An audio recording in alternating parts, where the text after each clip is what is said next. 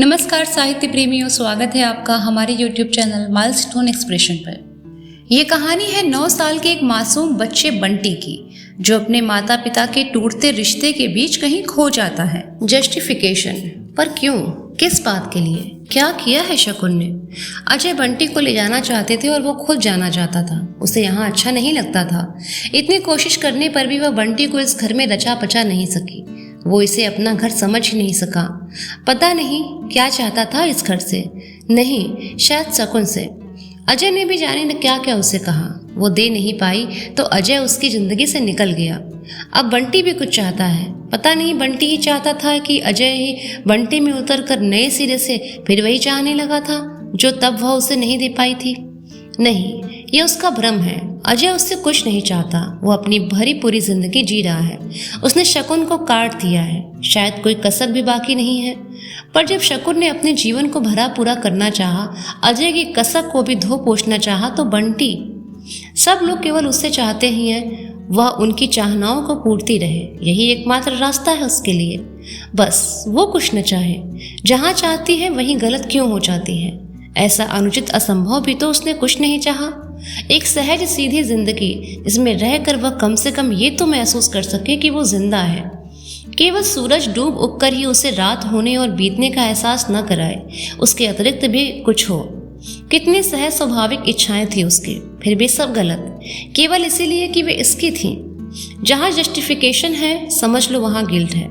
आदमी अपने गिल्ट को जस्टिफाई न करे तो शायद कभी किसी संदर्भ में यह डॉक्टर नहीं कहा था, कहा होगा। शकुन को लग रहा है उसके मन में इस समय कुछ नहीं है, न गिल्ट है न जस्टिफिकेशन। कुछ है तो सिर्फ दुख कि बंटी चला गया, कि बंटी एक दिन भी वहाँ खुश नहीं रहेगा, न उस घर में न हॉस्टल में। बिना शकुन के वो कहीं खुश ही नहीं रह सकता। और इन दिनों तो शकुन के साथ भी वो समझ ही नहीं सका कि शकुन से बदला लेते लेते कितना बड़ा बदला उसने अपने आप से ले लिया। शकुन को कष्ट देने के लिए कितना बड़ा कष्ट उसने अपने आप को दे डाला। वो नहीं समझ सका, पर शकुन तो सब कुछ समझ रही थी। फिर भी वह चुप रही। क्या वह ये महसूस करने लगी थी कि बंटी अब उसके जीवन की सहज गति में एक रुकावट बन गया है? जिस नई जिंदगी की शुरुआत का सारा आयोजन उसने कर डाला, वो शुरू होकर भी जैसे शुरू नहीं हो पा रही थी कि बंटी उसमें जब तक दरार डाल देता है। कन्फेशंस नहीं, उसे कुछ कन्फेस नहीं करना। आदमी शायद कन्फेस इसलिए नहीं करता है कि दूसरों की नज़रों में गुनहगार बनकर अपनी नज़रों में बेगुनाह हो जाए। वो अपने गुनाहों को स्वीकार नहीं करता। बड़ी निडरता के साथ उन्हें दूसरे के कंधे पर डालकर स्वयं उनसे मुक्त हो जाता है। पर शकुन को ऐसा नहीं करना, वो कर ही नहीं सकती। बंटी उसके जीवन का अभिन्न अंश है, उसका अपना अंश। उसके जाने का दुख भी उसका अपना है। उसे भेजकर यदि उसने कुछ गलत किया तो वो गलती भी उतनी ही उसकी अपनी है। इस सब को न वह किसी के साथ शेयर कर सकती है, न किसी और के कंधे पर डालकर उस सब से मुक्त हो सकती है।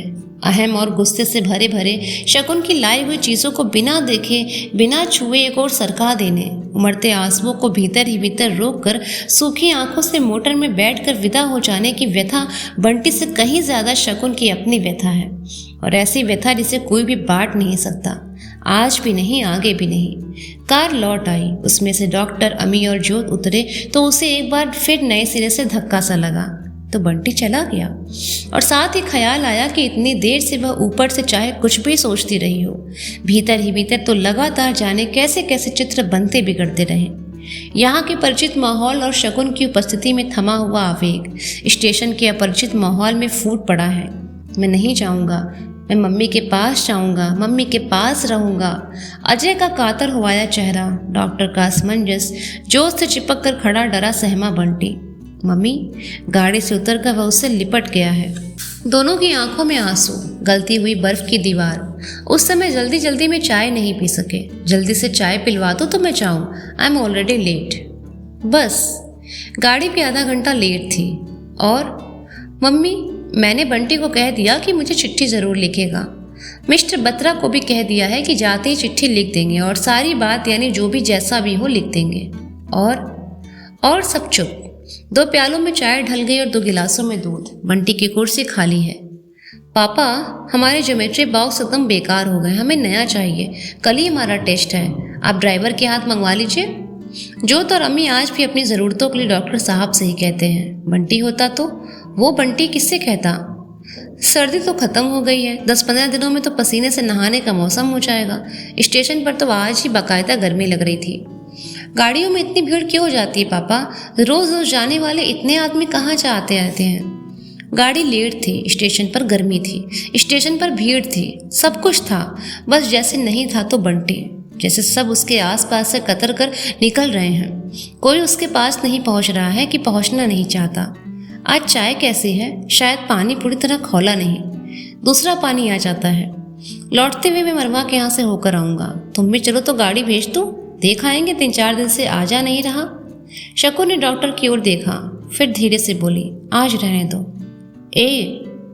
अच्छा। डॉक्टर मुड़ गए। पापा हमारे लिए भी कोई चीज़, अच्छी सी चीज़। सायास ढंग से बोले हुए ये अनायास वाक्य जैसे सबने तय कर लिया है कि कोई भी उस विषय पर कुछ नहीं बोलेगा, और ये वाक्य उस तक पहुंचकर भी नहीं पहुंच रहे हैं। सेतु नहीं बन रहे। सेतु, बंटी सेतु नहीं बन सका, इसीलिए शायद उसे भी कट जाना पड़ा। डॉक्टर चले गए, अम्मी और जोत पढ़ने बैठ गए। सब कुछ कितना सहज स्वाभाविक हो आया। कुछ नहीं, कहीं कुछ नहीं, जैसे एक अनावश्यक प्रसंग था ऊपर से थोपा हुआ, उसे एक न एक दिन समाप्त होना ही था। सब लोग जैसे इसी दिन की प्रतीक्षा कर रहे थे। वह भी सचमुच, वह भी कहीं चाहने ही तो लगी थी। उसे खुद लगने लगा था कि वह एक अनावश्यक तत्व, शायद वो हो ही गया था, शायद ऐसा ही होता है।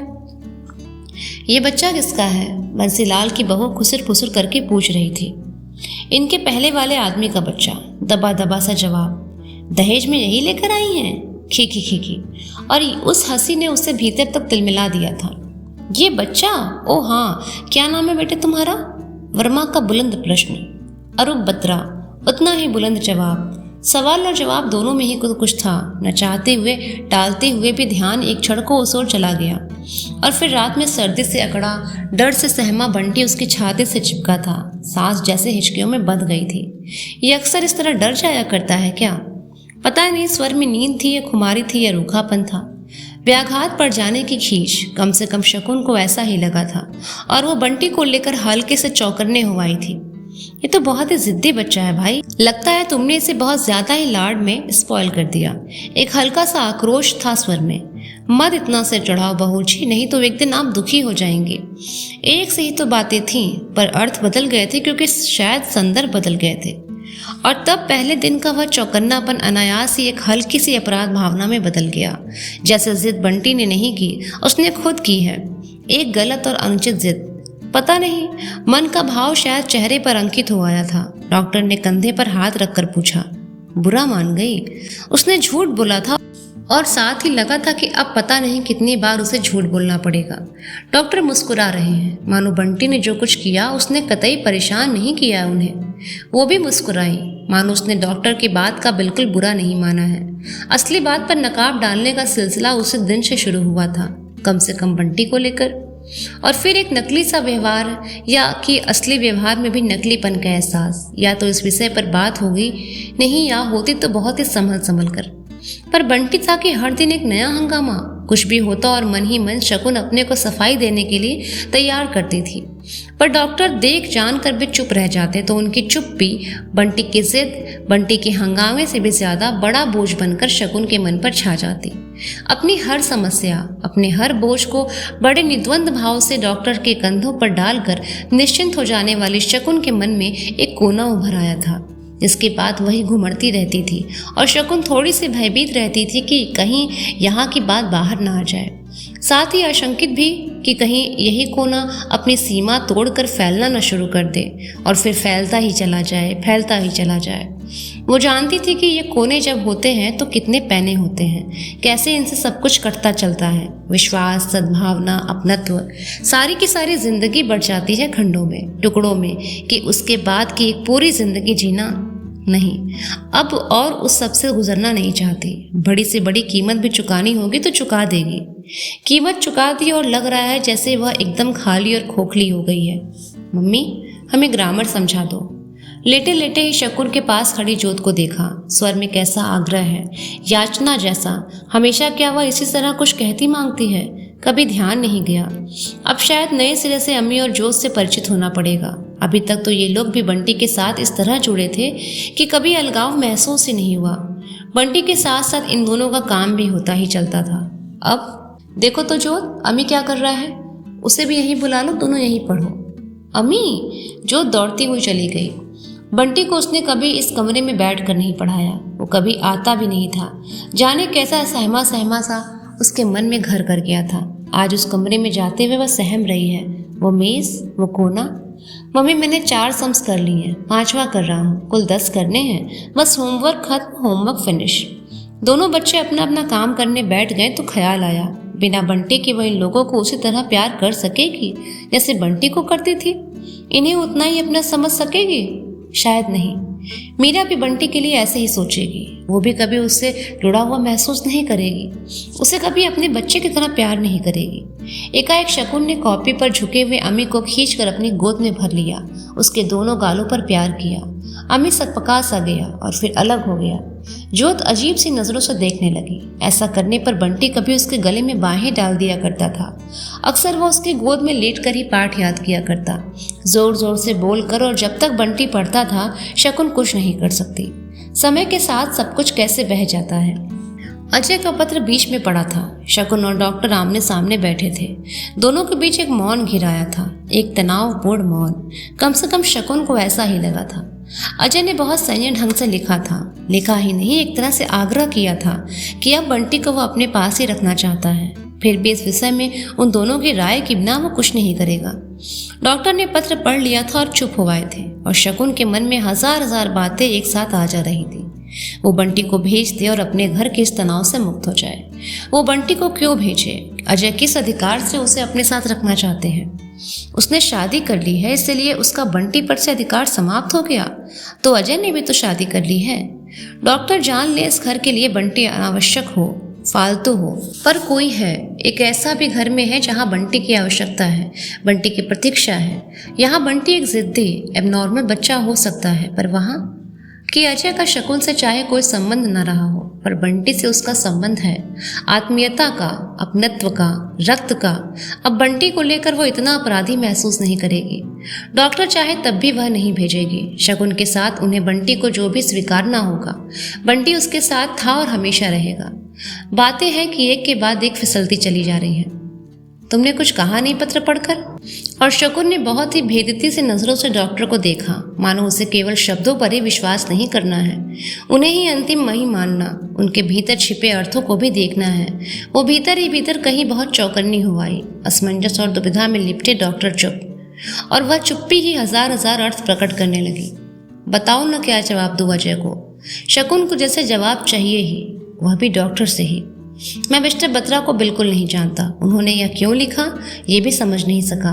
क्या जवाब हो सकता है इसका? मैं क्या बताऊं? वही तटस्थता, वही उपेक्षा, बोलकर भी चुप रहना, क्या इसी को नहीं कहते हैं? शकुन क्या जानती नहीं कि डॉक्टर इस तरह चुप रहेंगे? पर क्यों? क्यों? अभी चाची अम्मा लिखे कि अम्मी को शुरू से मैंने पाला है, उसे मेरे पास भेज दो, तो तुम जवाब नहीं दोगे, कुछ नहीं बताओगे? आवेश से जैसे उसका स्वर कांपने लगा। वह बात बिल्कुल दूसरी होगी। डॉक्टर का स्वर कभी भी कहीं से भी विचलित क्यों नहीं होता? कैसी आस्था है, कौन सा विश्वास है ये अपने ऊपर, जो कहीं भी डिगने नहीं देता? डॉक्टर के सधाओं के सामने शकुन जैसे और ज्यादा बिखरा महसूस कर रही है। बात दूसरी नहीं है, बस ये कहो कि बच्चा दूसरा है।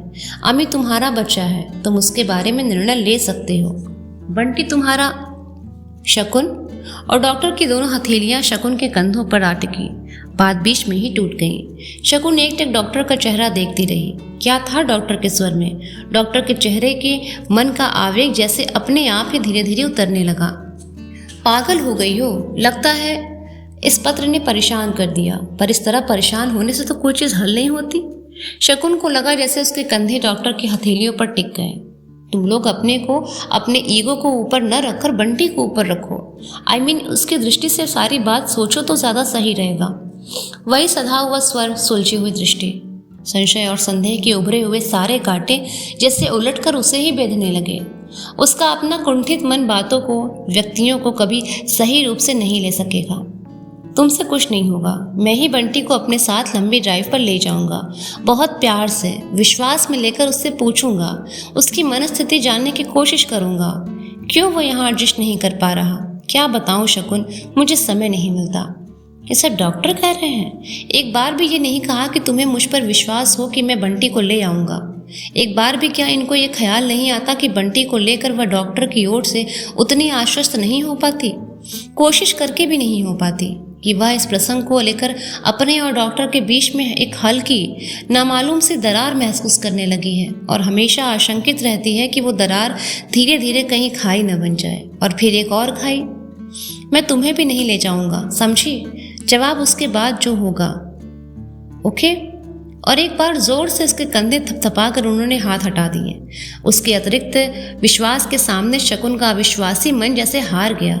वो अपनी नज़रों में बहुत अपराधी हो उठी, अपराधी और छोटी। क्यों वो हर चीज़ों को गलत रूप में लेती है? क्यों नहीं सही ढंग से देख पाती?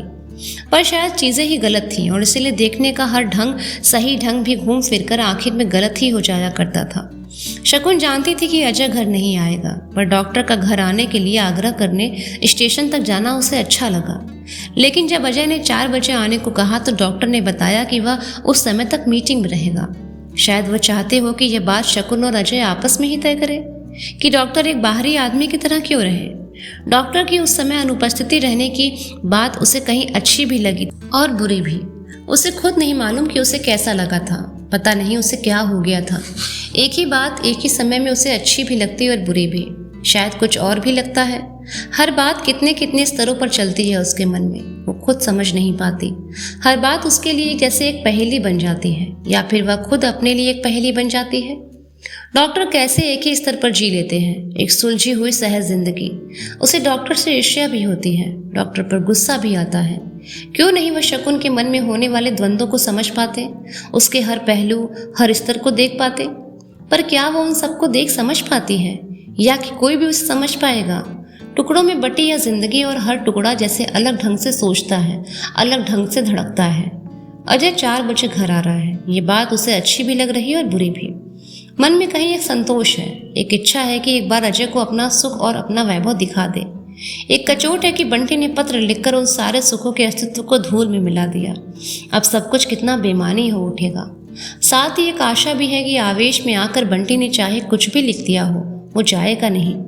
वो यहाँ रोए या तूफान मचाए, शकुन से चाहे कितना ही कटा कटा फिरे, पर शकुन के बिना वो कहीं नहीं रह सकता। एक रात को वह सर्किट हाउस रह नहीं सकता, अब हमेशा रह सकेगा। बच्चों का गुस्सा, बच्चों का मान, बच्चों का अहम, कितना छोटा और कितना निरीह होता है सब कुछ। फिर बंटी जो छाया की तरह चिपक कर रहा है उसके साथ। अकेला तो मैं कभी जा ही नहीं सकता। इस वाक़ को जैसे वह पकड़े बैठी है, भूल ही गई कि इसके 20 से 9-10 महीने का समय बीत चुका है, परिवर्तनों से भरा हुआ समय। दिन भर शकुन तैयारी करती रही, हर चीज़ लग तक, और मन ही मन अपने को साधती रही थी कि इस बार बहुत सहज होकर ही वह अजय से मिलेगी। इस असहज प्रसंग को वह अपने व्यवहार से इतना सहज बना देगी कि अजय खाली हाथ लौटे तो भी कचोट लेकर न लौटे। यहाँ का सब कुछ देखकर बंटी को ले जाने की बात उन्हें खुद बेतुकी से लगी कि वे खुद आश्वस्त हो जाएं। पत्र भी तो उसने बहुत सहज ढंग से ही लिखा था, पर चाय की मेज पर घिर आए मौन के नीचे उसकी सहजता अपने आप ही गलने लगी। मेज पर ढेरों चीजें फैली पड़ी हैं। उसने खुद सब कुछ बड़े जतन से बनाया सजाया था, पर अजय का ध्यान उधर नहीं गया। एक बार उसने अमीर और जोत से जरूर बात की थी, प्यार से ही कुछ कहा पूछा, और फिर नजर बंटी के चेहरे पर टिक गई और बस फिर वही टिकी रही। तब नए सिरे से उसका अपना बंटी पर ध्यान गया। वो उसे देखने लगी, अपनी नजरों से नहीं, जैसे अजय की नजरों से, और भीतर सब कुछ गड़बड़ाने लगा। कितने दिनों बाद अजय और शकुन आमने सामने एक दूसरे में बैठे हुए हैं, घर के एक कमरे में। कमरा बहुत कोजी है, पर मन शायद उतना कोजी नहीं है। कम से कम शकुन को ऐसा ही लगने लगा, एक घबराहट इम्तिहान में बैठने के पहले जैसे। बंटी के बारे में कुछ सोचा। शकुन की नजरें अजय के चेहरे पर टिक गईं। किसी भी तरह का कोई तनाव नहीं है वहाँ। प्रश्न भी ऐसा है कि कोई जिद और दुराग्रह नहीं, बस जैसे साथ बैठकर सोचने की बात ही हो। तो आज भी कुछ ऐसा है जिस पर साथ बैठकर सोचा जाए, और क्षणांश को जैसे फिर नए सिरे से लगा कि वे साथ बैठे हैं। ये सही है कि बंटी को मैं अपने साथ रखना चाहता हूँ, फिर भी यह निर्णय मैं अकेला तो नहीं ले सकता। मेरा मतलब, पर इस समय तो बंटी वैसे भी नहीं जा सकता। अगले महीने उसकी परीक्षाएं हैं, 1 साल खराब नहीं हो जाएगा। अजय कुछ इस नज़र से देखने लगा मानो पूछ रहा हो, बस यही आपत्ति है? तो शकुन को लगा जैसे उससे गलती हो गई, आपत्ति उसे कहीं और से शुरू करनी थी। वो जैसे अगली बात सोचने लगी। कलकत्ते से सेशन जनवरी से शुरू होता है और अप्रैल तक एडमिशन हो जाते हैं। मेरा परिचय है। नए लोगों के बीच ये बहुत सहम जाता है। जो भी इस उम्र में बहुत इंट्रोवर्ट होता जा रहा है, मुझे लगता है। सो तो मैंने भी देखा है। सवेरे बिल्कुल बोला भी नहीं, अभी भी एकदम सहमा हुआ चुपचाप। और अजय खुद चुप हो गया, जैसे कहीं गहरी चिंता में पड़ गया हो, जैसे कहीं से दुखी हो आया हो। शकुन का वार जैसे उलटकर उसी पर आ गया और अनायास ही मन के भीतर की परतें और एक एक परत पर उठने वाली अनेक अनेक बातें कुलबुलाने लगी। मन हुआ कि कहे ये एक तलाकशुदा माँ बाप का बच्चा है, इसीलिए कहीं एबनॉर्मल है कि वहां जाकर इसे कौन सा परिचित मिल जाएगा। कहने भर को तुम चाहे इसके पापा हो, पर कितना जानते हो तुम इसे और कितना जानता है ये तुम्हें। तुम इसके कपड़ों को देखो तो पहचान सकते हो, जानते हो इसके कितने नंबर का जूता आता है। अगर बंटी राजी हो जाए तो मैं इसे अपने साथ ले जाऊं, तुम्हें कोई एतराज होगा? बार बार आना जरा। मुझे कोई एतराज नहीं होगा। सच पूछो तो मैं खुद अब यही चाहने लगी थी कि इसे तुम्हारे पास ही भेज दूं। बहुत रख लिया, अब कम से कम मैं अपनी जिंदगी जीऊं। एक परत पर उभरा और उससे भी भीतर की भीतर तरफ परत पर उभरा उभरा अच्छा है। तुम्हारे और मीरा के बीच में भी दरार पड़े। हर दिन एक परेशानी, हर दिन एक तूफान। पर ऊपर उसने बहुत संयम ढंग से केवल इतना ही कहा, आप बंटी से ही पूछ लीजिए, हम लोग अपनी अपनी इच्छाएं क्यों थोपे उस पर। और उसे खुद ही लगा कि कहने वाली और सोचने वाली शकुन एक ही है। बंटी आया तो उसने जैसे अपने के कटघरे में पाया, फैसले की प्रतीक्षा करते हुए, जाऊंगा, जरूर जाऊंगा। और कमरे का सारा सामान, झूलते हुए पर्दे, झिलमिलाता झाड़ फानूस सब एकाएक धूमिल हो उठे। चारों ओर बिखरा वैभव जैसे एक बिंदु में सिमट आया। मन में कुछ बुरी तरह सुलगने लगा। मन हुआ कि हाथ पकड़कर बंटी को भीतर ले जाएं और कहें कि बैठकर पढ़ो, या एकदम निकाल दे कि जाओ, अभी जाओ। पर नहीं, वो कुछ नहीं कर सकती। यहाँ आने के बाद से ही वह बंटी पर धीरे धीरे अधिकार खोती रही है। आज तो चाहकर भी वह कुछ नहीं कर सकती, या कि वह कुछ भी क्यों कहे। अजय अकेले बंटी को लेकर घूमने निकला तो ख्याल आया, उस दिन डॉक्टर अकेले बंटी को लेकर लंबी ड्राइव पर जाने वाले थे, उसे समझने और समझाने के लिए, प्यार से उसके मन में एक नया विश्वास जगाने, एक अपनापन। उस दिन वो नहीं हो सका और इसीलिए आज ये हो रहा। और इस समय छत पर अकेले खड़े खड़े उसे ख्याल आ रहा है, कुछ नहीं, सब बेकार की बातें हैं। शकुन ने शादी कर ली और इससे अजय के अहम को कहीं चोट लगी है। बंटी को ले जाकर वह केवल अपने उस आहत अहम को सहलाना चाहता है। वो शकुन को टॉर्चर करना चाहता है। जब अजय ने शादी की थी तो कभी उसने ऐसा सोचा था कि बंटी को वो कभी अजय के पास नहीं भेजेगी, यहाँ तक कि यह बंटी से उसका मिलना जुलना भी बंद करवा देगी। बंटी को लेकर वो अजय को टॉर्चर कर सकती है, करेगी। सच, हम लोग शायद बंटी को एकमात्र साधन ही समझते रहे, अपने अपने अहम, अपनी अपनी महत्वाकांक्षाओं और अपनी अपनी कुंठाओं के संदर्भ में ही सोचते रहे। बंटी के संदर्भ में कभी सोचा ही नहीं। 2 घंटे से खड़ी खड़ी वह बंटी के नाम पर अपने डॉक्टर और अजय से जुड़ने कटने की बातें ही सोचती रही। एकाएक ही बंटी का टुकुर टुकुर देखता हुआ चेहरा आंखों के सामने उभर आया। बिना बोले मुंह फेरे फेरे ही मानो कह रहा हो, मुझे रोक लो मम्मी, मुझे रोक लो। और फिर तो जैसे हजार हजार चेहरे उसके आगे पीछे घूमने लगे, उसे प्यार करते हुए, उसके गले में बाहें डाले हुए, उसके बगल में लेटे हुए, नन्हे नन्हे हाथों से क्यारियां खोदते हुए। और उन चेहरों के साथ ही साथ वह कहीं बहुत गहरे में उतर आई, उतरती ही चली गई। उसने तो अब अपने भीतर झांकना ही छोड़ दिया। अजय से कटकर वह अतीत में डूब गई। डॉक्टर से जुड़कर वह फिर वर्तमान में लौट आई और भविष्य में झांकने लगी। पर आज कितनी बातें हैं, कितने चित्र हैं कि उभरते ही चले आ रहे हैं अपने सारे रगो रेशे के साथ। उन्होंने जो किया आपकी मट्टी पलित हुई, और अब आप जो करने जा रही हैं इस बच्चे की मट्टी पलित होगी। कैसा चेहरा निकल आया है। वह उस निकले हुए चेहरे को क्यों कभी नहीं देख पाई। कहाँ होगी फूफी? ये पौधे तो सूख रहे हैं माली। नहीं बहूजी साहब, सूख नहीं रहे, अब तो जड़ें पकड़ ली हैं। कहाँ? पत्तियां तो सूख रही हैं। माली की हंसी, ये तो सूखेगी ही। उस जमीन के खाद पानी की पत्तियां हैं, ये तो सूख कर झड़ जाएगी, फिर नई पत्तियां फूटेंगी। जड़ पकड़ने के बाद कोई डर नहीं। और उसने खुद पर उन मरी मुरझाई पत्तियों को झाड़ दिया। आप बागवानी की बात नहीं समझती, बंटी भैया से पूछ लीजिए, वो सब बता देंगे। बड़ी कम उम्र में सब कुछ सीख लिया है हमारे भैया ने। एक ही बात इतने इतने अर्थ भी लपेटे रह सकती है अपने में। शकुन, तुम्हारा बेटा तो कलाकार है। खड़ खड़ झन, शीशियाँ टूटी पड़ी हैं, सारे रंग फैले पड़े हैं। वो रंग की शीशियाँ और ब्रश भी लेकर आई थी। वहाँ और कुछ नहीं तो कम से कम अपनी पेंटिंग ही किया करेगा। पर अपने सब रंग ही छोड़ गया। क्यों नहीं उसने बंटी को रोक लिया? एकाएक शकुन फूट फूट कर रो पड़ी। यह आवेग 1 या 2 दिन का नहीं था, कई दिनों का आवेग था, जिसे वह साधे साधे घूमती थी, कभी भय से तो कभी अपराध से। अब उससे किसी के सामने डरना नहीं है, किसी के सामने अपराधी चेहरा लिए घूमना नहीं है। पर मन है कि इस बात से हल्का और आश्वस्त नहीं हो रहा, सिर्फ रो रहा, बेसुर बेसर होकर अपने को कोस रहा है। मत रो मम्मी मत रो। 2 छोटी छोटी बाहें लिपट आती हैं टुकड़ों में। बंटी शकुन जैसे अपने को समेटने की कोशिश कर रही है, और शकुन है कि टूटती चली जा रही, बिखरती चली जा रही। वे बाहें जैसे उसे अपने में समेट नहीं पा रही। शकुन, डॉक्टर का स्वर छत के सन्नाटे में यहाँ से वहां तक फैल गया। तुम यहाँ हो, नीचे किसी को पता तक नहीं। अरे ये क्या, तुम रो रही हो शकुन? और 2 सबल बाहें उसके चारों ओर घिर आईं और धीरे धीरे पूरी की पूरी शकुन उनमें अपने आप ही बत्ती चली गई, सिमटती चली गई। बस 2 नन्ही नन्ही बाहें उन सबल बाहों के नीचे अनदेखे अनजाने ही शायद मसल गई।